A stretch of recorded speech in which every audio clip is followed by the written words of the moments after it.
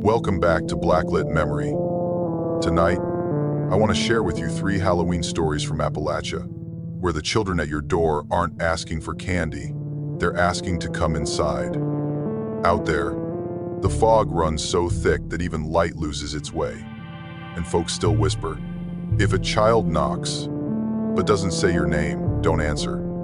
If you're listening to this at night, hit follow, drop a like, and leave a comment telling me where you're tuning in from and whether Halloween in your town is truly quiet. Because in some places, this season isn't meant for adults or children. Now then, let's begin. I spent all of last Halloween in the Appalachian hills. My parents sent me to stay with Aunt May and my 2 cousins, Tommy and Reese, in a lone wooden cabin deep in the woods.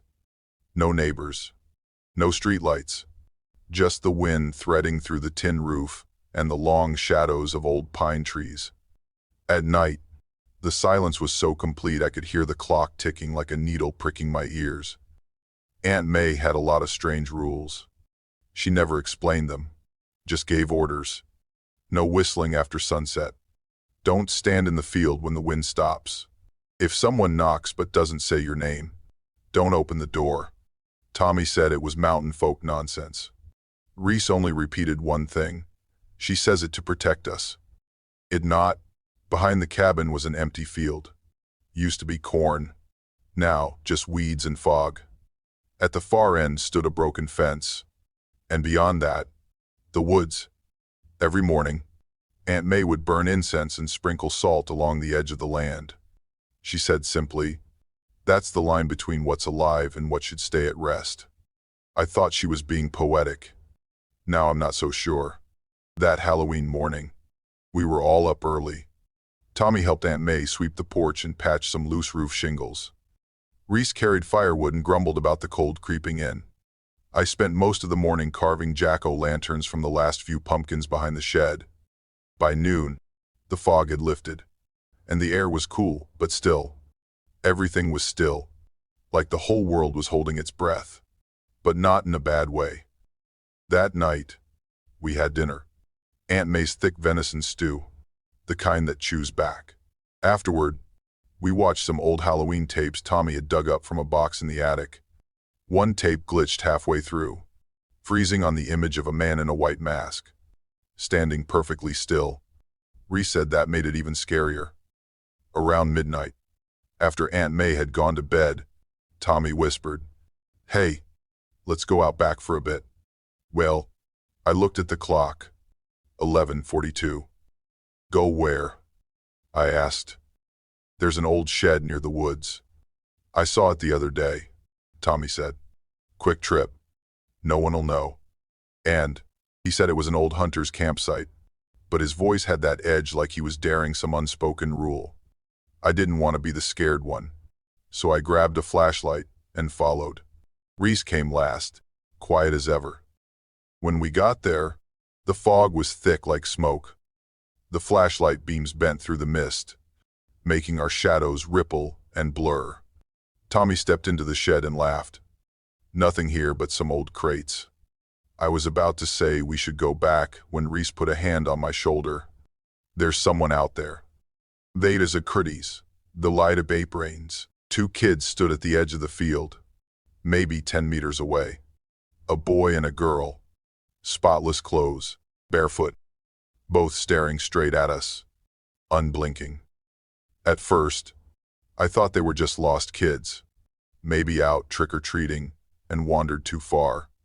Even though no one trick-or-treats this deep in the woods, my mind tried to cling to any reasonable explanation. But their eyes, those eyes didn't look like they were asking for help. Hey, you kids okay? Tommy called out. No response. Just the sound of bugs going quiet, one by one. The boy tilted his head slightly. We're lost, he said. His voice was too soft, barely passing his throat. The girl echoed. We're cold. Thanks to resin. They fast, they inner passer. Tommy took a step forward. Where's your house? Do you have parents? That's Stady. That's now the resistion. When a sea workhorse. Our parents aren't here, the girl said. Can we come in? I will take into 9. Reese grabbed my sleeve. Don't say anything, he whispered. Aunt May told us. If a child asks to come inside, stay quiet. Thank yous and right from wise. I opened my mouth to ask what he meant, but the girl spoke again. What's your name? Her voice felt like breath on my neck. I don't know why, but my heart clenched. I hadn't seen her lips move. The boy stepped closer.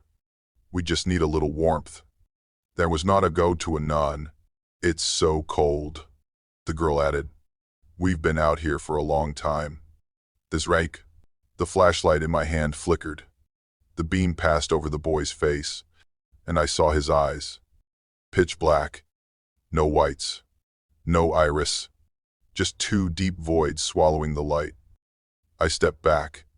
Tommy froze, mouth open. No sound coming out. The girl spoke again, this time her voice sliding like an echo from the bottom of a well. Let us in. Do our graph. No may jast to us. That sentence froze the air solid. I remember screaming, but no sound came out. Then the flashlight died. In the dark, I heard footsteps, and slow, dragging through the grass. Closer. We ran, all 3 of us, through the field, tripping over roots. My hands wet with either sweat or mist. I couldn't tell. When the cabin door burst open, Aunt May was already there. The oil lamp cast a pale glow on her face. Inside, she said firmly. Now, Etuni Sejin. Aunt May slammed the door shut behind us and latched it with all 3 bolts, like it had always been built to keep something out. None of us spoke. Reese was frozen in place, still clutching my sleeve. Tommy was shaking like he had a fever, his back against the wall, eyes fixed on the window. Aunt May went into the kitchen and took down a ceramic jar, marked with red twine. Inside was a mix that smelled like ash, salt, and half-burnt mint. She scooped it by hand and smeared it along the window sills, door frames, and corners of the walls. When I asked, "What's that for?" she whispered, "So they don't remember the way in." He said, nodding, "The tain and littings," he said, not they. She didn't ask what happened, like she already knew. Every motion was practiced, like a ritual she'd done 100 times. When she was done, she shut off every light and lit a bundle of dried leaves. Bitter smoke filled the air, burning my nose. "From now until sunrise," she said, "no matter what you hear, don't answer. If they call you, let them call. This sees, bows, by do notter." We huddled close in the flickering lamplight. Outside, the fog kept thickening, curling around the house like a wet shroud. Then the first sound came. Not knocking, just a soft scratching along the wood. Then stillness. Then a whisper right against the wall. "Let us in. Daffer and Teasy." Reese gripped my shoulder tighter. I couldn't breathe. The voice wasn't loud, didn't scream, but something in it made every hair on my arms rise. It came again, this time beneath the window. "Trick or treat. Let us in." Into again. Tommy turned toward me, face pale, stunned, like he couldn't trust his own ears. Then another voice. "The boy." From behind the house. "We forgot to get candy. Hen prize." I couldn't move. The air inside felt drained, cold, like something had sucked all the warmth away. The oil lamp sputtered. Then, tap, tap, fingernails on wood. Back door. Soft. Too soft. "Let us in," the girl's voice said again. But now, it came from both sides of the house at once.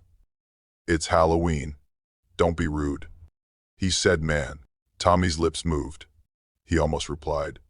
I shook my head, and Aunt May sat bolt upright. She didn't take her eyes off him. "Don't," she said, steady and sharp. "One word is enough. In Max, you not wait." That whole night, they stayed. They didn't leave. Voices drifted in and out. Whispers. Little bursts of laughter. Footsteps so soft they sounded like breath on the ground. But no one opened the door. No one said a thing. When dawn finally came, silence fell again. Aunt May opened the door just as sunlight hit the trees. No one was there. But on the porch were 2 pieces of candy. Purple foil. No label. No marks. I couldn't bring myself to touch them. "We need to leave," Aunt May said. "They remember your faces now. If you stay, they'll try something else next time." In other words, now, she didn't come with us. Just told us not to worry. "I'll be fine," she said. We left the cabin that day. Aunt May hugged me once before we left. No words. Just a long, quiet look. Her eyes still and dark like deep water. As the car pulled away, I turned around and saw her still standing there, unmoving. A few months later, I tried calling her. No one picked up. Tommy said she still lived there, but she'd changed. No more incense in the mornings. No more warnings. And some days, she just disappeared into the woods. Came back at night, clothes damp with fog. The last time I visited, she looked at me for a long time and asked, "What was your name again?" But Wanagnale, I didn't know how to answer. It was late October, the kind of cold that sharpened your breath and made the leaves skitter like bones across the road. Halloween was a few nights away. Some folks had already put out fake spider webs, a few carved pumpkins, even an inflatable witch or 2. I didn't think much of it. I was 33 when it happened. Been driving the night loop through Pike County for over 5 years by then. Most nights, it was just me, the fog, and the soft creak of the bus frame settling on sharp curves. We didn't get many passengers past 9 out this way, but protocol was protocol. That night, my last stop was Ridgemont. Technically, it hadn't been active in years, ever since the stone quarry shut down and the town dried up. But the stop was still listed in our system, and the dispatch logs would flag it if I skipped check-in. So, even though no one ever waited there, I still had to slow down, flash the lights, and tap the brakes like someone might. It was around 11:40 when I pulled near it. Ridgemont's stop looked worse than I remembered. The shelter roof had half collapsed on one side.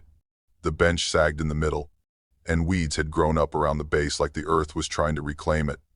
But someone had cleared just enough of a path through the grass. Just enough for feet.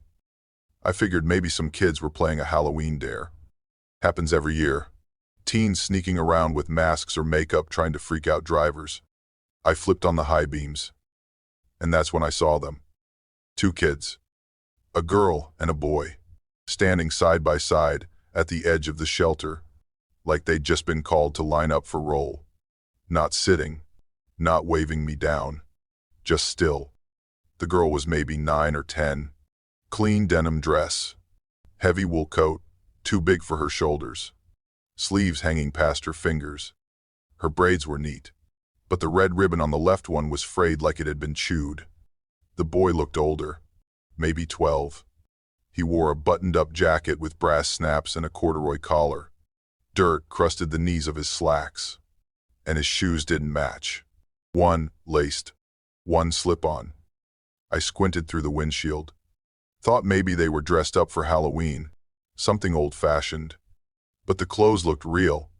Worn, soft, patched, layered like someone had meant them to last a winter. Not a costume, not a joke. Neither of them moved. Not a shift of weight, not a twitch of breath. That kind of stillness does not belong to children. It belongs to statues and bad dreams. I opened the door anyway. I told myself it was in case they needed help. The night air hit sharp as a blade. I stepped down from the bus and kept one hand on the rail. The girl spoke first. "Is this the last bus tonight?" We're gray-tazen. Her voice didn't match her size.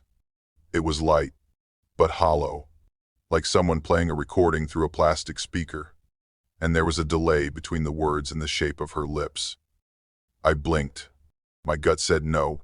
My mouth said, Where are you going? Das Tanz in the Worket. The boy stepped forward. Just one step. He didn't look up. Didn't speak right away. Then he said, "We've been waiting. It's cold."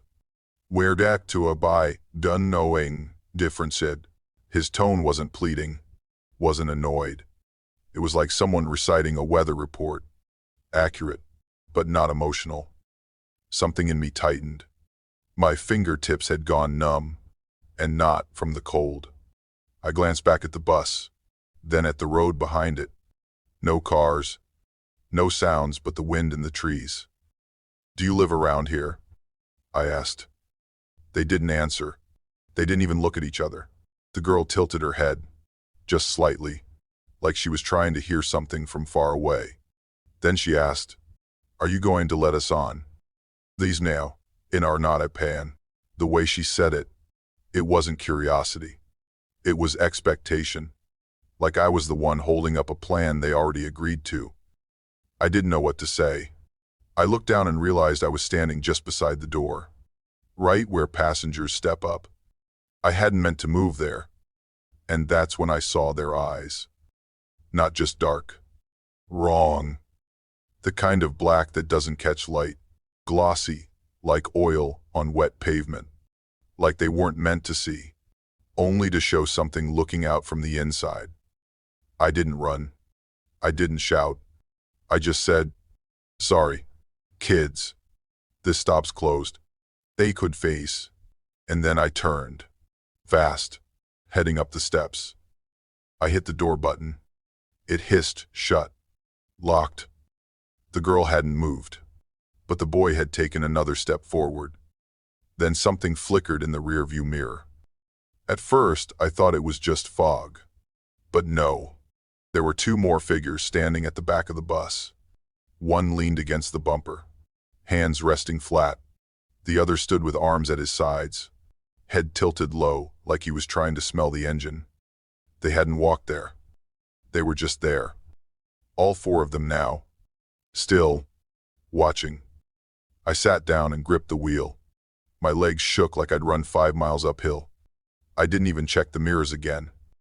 I started the bus. Pulled off too hard. The wheels kicked gravel.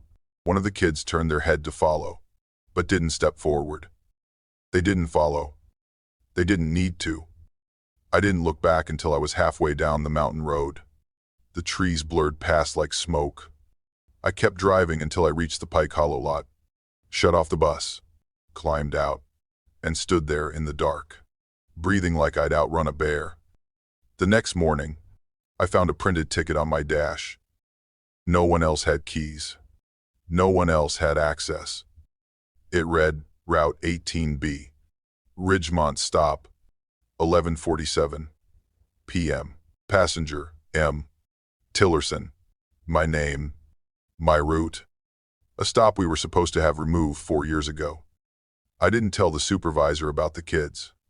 I said the stop was unsafe and asked to be rerouted. He just glanced at the log, shrugged, and said the system still showed me pulling in on time. That was what really got me. I had peeled off early, sped out like my seat was on fire, but the log claimed I stayed a full 2 minutes at Ridgemont. Enough time to open the door, wait, and close it again. Like someone else had used my bus to finish the stop. The next night, I took a different loop, stuck to the Pike Hollow flats. It was quiet, no issues. I checked the mirrors like a man waiting for a punch, but nothing showed. Until I found the ticket. It was wedged between my seat and the console. Same layout, same print. Route 18B. Ridgemont stop. Time, 11:47 p.m. Passenger, M. Tillerson. Only this time, the ink was a pale gray, like it had been printed years ago and left out in the sun.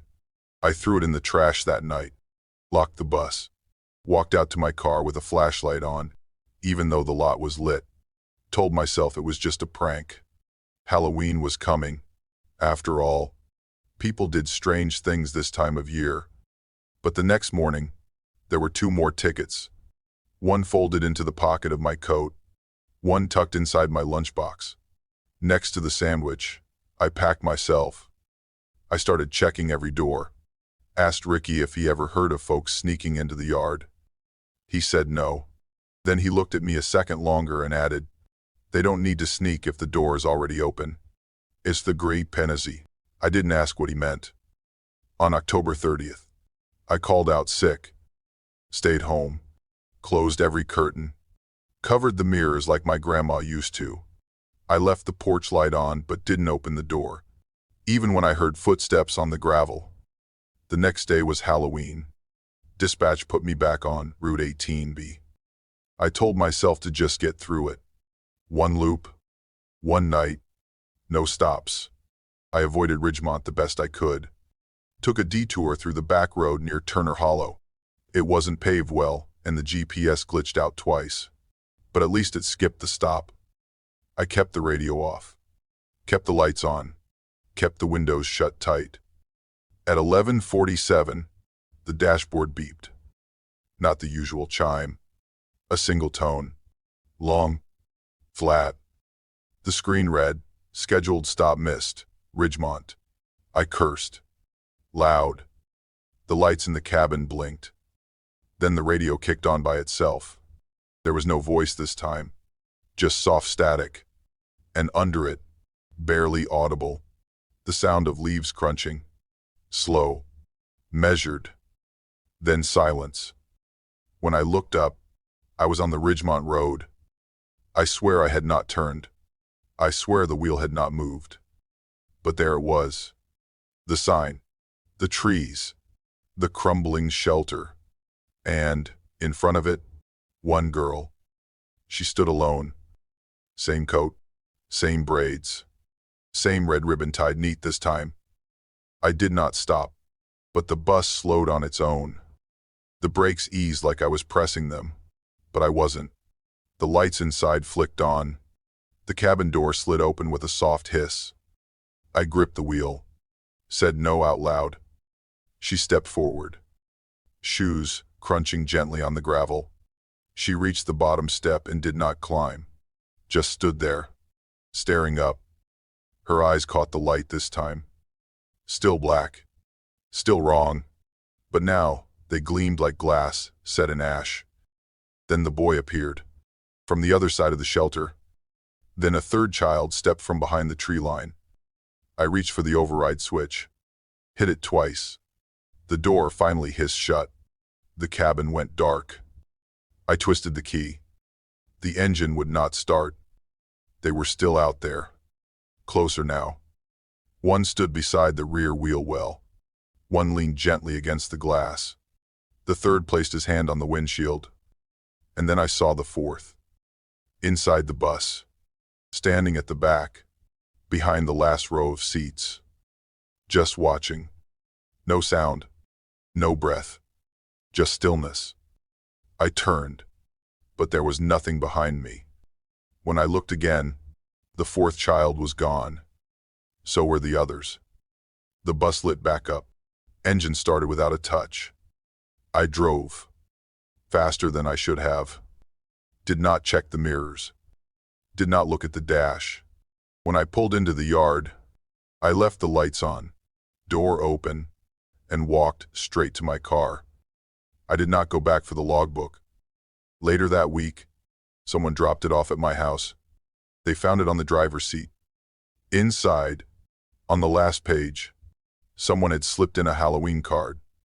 Plain black. No name. Inside, it read, "Thank you for the ride. Use not." And in red ink below that, a crude drawing of a bus, with 4 stick figures inside, all with solid black circles for eyes. My name is Noah Birch.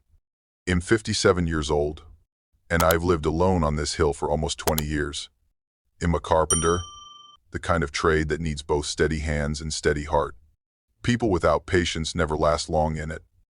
My house sits halfway up a slope near Greenbrier, right at the edge of the woods. Winter comes early up here.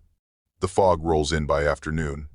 And Halloween, well, I only ever catch it on the radio. I've never cared much for Halloween. Not because I'm superstitious. Just tired of it, I guess. All that knocking for candy. Kids in plastic, glow-in-the-dark costumes shrieking every time someone opens a door. Out here in the mountains, it's quieter. No kids are brave, or bored enough to climb all the way up to my place. Takes 15 minutes on a dirt bike just to reach the base.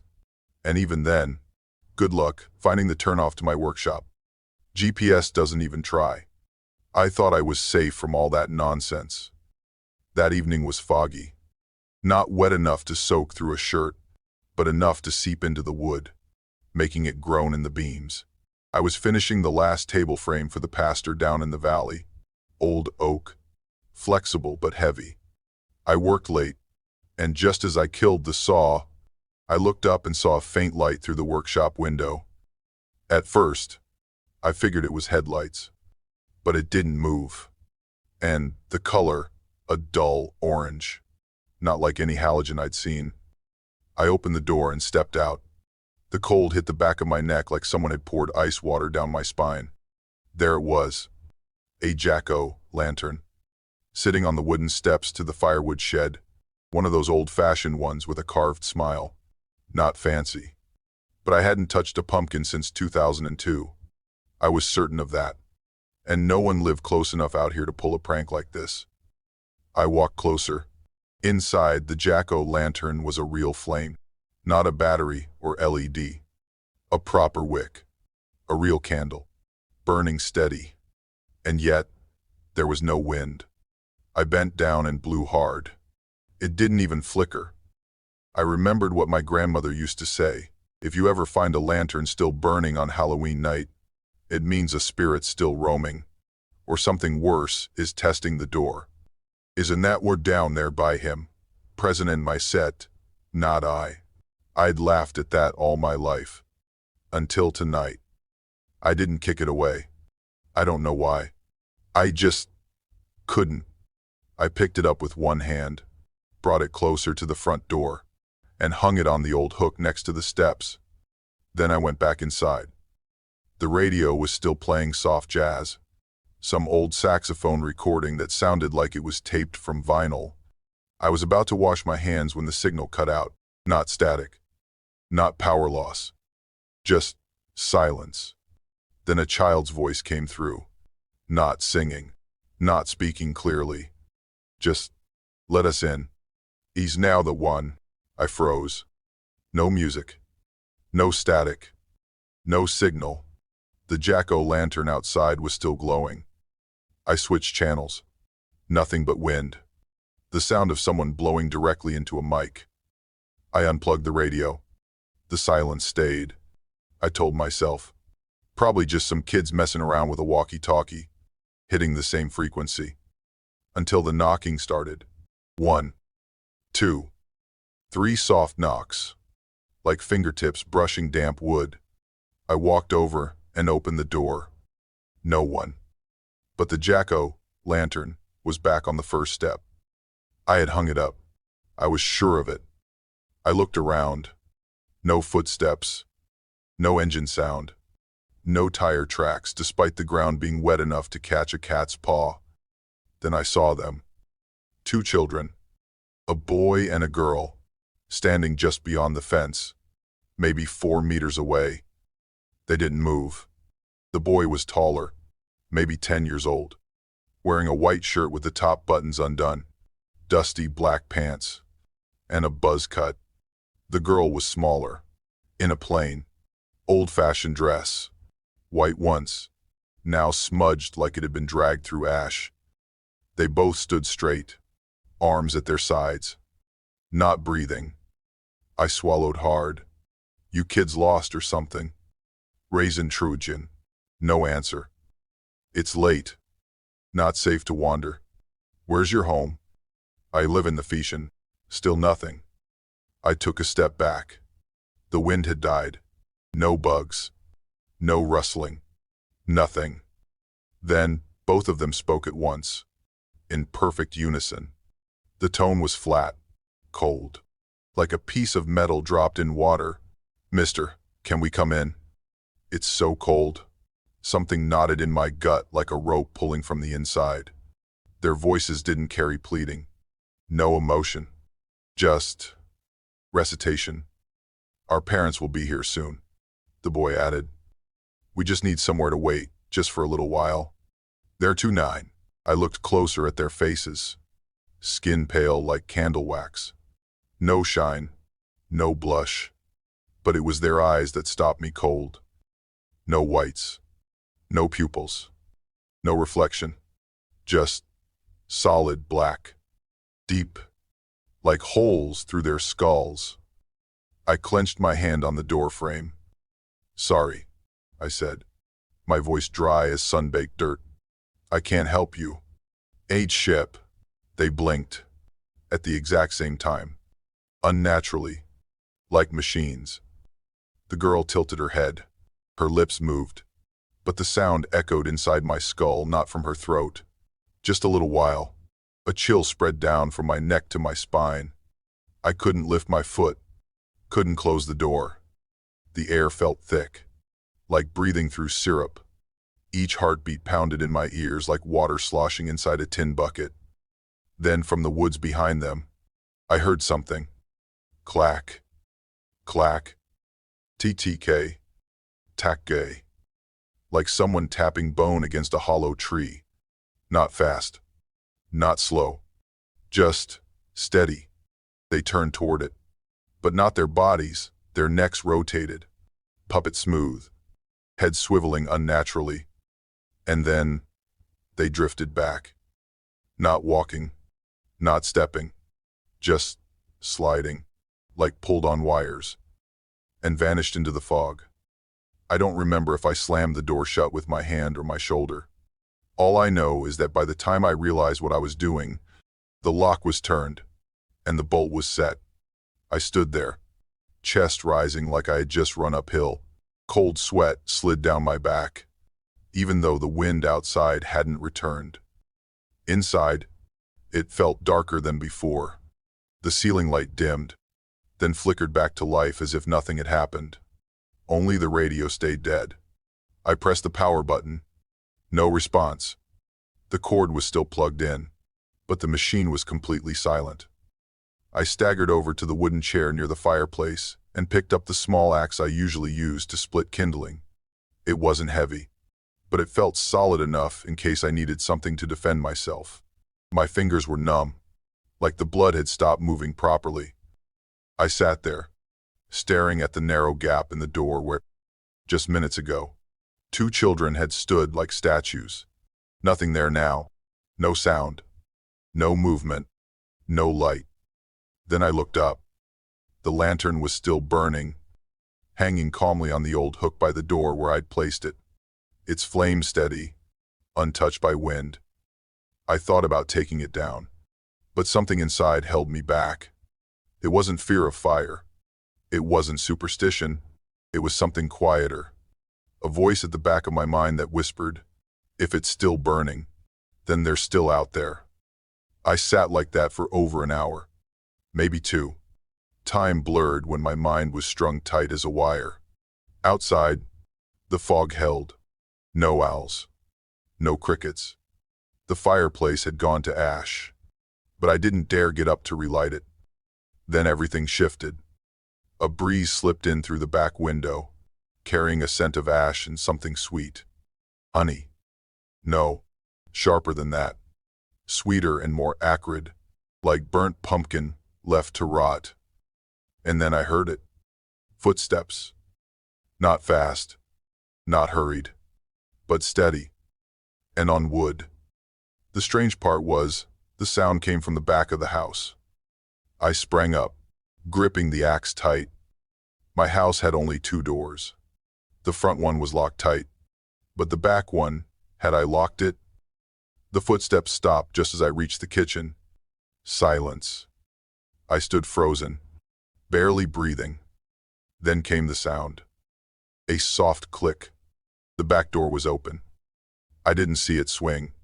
I only saw that it was no longer closed. And an orange glow spilled in from outside. A small shadow cast itself onto the kitchen wall. Small, with loose hair, arms limp at her sides. I turned and saw the girl. She stood on the back doorstep. No sound of a lock turning, no creaking hinges, no muddy footprints on the floor. Her face was so pale the lantern's glow didn't even draw out its features, as if there were no bones underneath, just stretched skin over something that didn't quite fit. Her eyes were the same, black and vacant. No emotion, no spark of life. I raised the axe, but my hands were shaking so badly I only heard the soft clink of the blade brushing against the wood. She stepped forward, silent. Then a voice spoke. I couldn't tell if it came from her mouth or from inside my own skull. Just a little longer. I don't remember how I reacted. I only know the lantern outside went out. No smoke, no flicker, just gone. The girl stood still, like she was waiting for me to do something. I screamed and slammed the back door shut with all my weight. It bounced back slightly from the force, but I managed to lock it, bolt it, and drag the old fridge in front of it. My back pressed against the cold wood. My chest beat like a drum from the inside. I backed into the living room, axe still in hand. My other hand groped for the light switch. Nothing. Then one bulb in the far corner blinked on, then off. Another lit, then went dark. No pattern, no rhythm. Like someone was walking through the house, flipping each switch, one by one, to see what they did. I stood there, soaked in sweat, even though the fire was long gone. The lights flickered again. Once, twice, then all of them lit up at once. Blinding. Then, nothing. Darkness. I didn't know what was real anymore. As my eyes adjusted again, I turned toward the bedroom window. The boy. He was standing there, outside the glass, his forehead nearly touching it.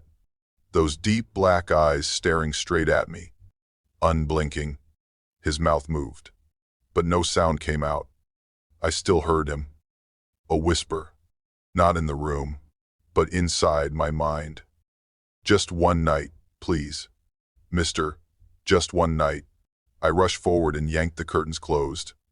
But just then, the knocking came again. 3 knocks. Not hard, not hurried, but enough to make my whole body feel hollow. I didn't sleep that night. I didn't relight the fire. I didn't touch the radio. Didn't drink a drop of water. I just sat there, waiting for daylight. My eyes never left the window, though the shadow had long vanished. Morning came gray. The drizzle still fell, but without a sound. I didn't check the yard, didn't move the lantern, didn't wash my hands. I grabbed the axe, pulled on my coat, and drove down to town as early as I could. Not to deliver anything, not to talk. I just couldn't stay in that house another hour. I sat in the back pew of the small church in town, silent. The pastor saw the color drained from my face and quietly handed me a glass of water. He didn't ask. I didn't explain.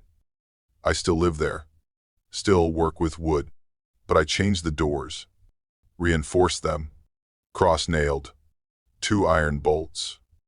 And the next year, I hung a large crucifix in the center of the living room, right where my father's photo used to be. I also keep an oil lantern outside now, just beside the workshop. Every Halloween, I never light the house anymore, but that lantern stays lit all night, so they won't need to bring their own light. But every year, without fail, at the stroke of midnight, when the wind tips the lantern sideways, I hear knocking. 3 knocks. Soft, even, patient. And I sit in the dark, breathing quietly, not moving.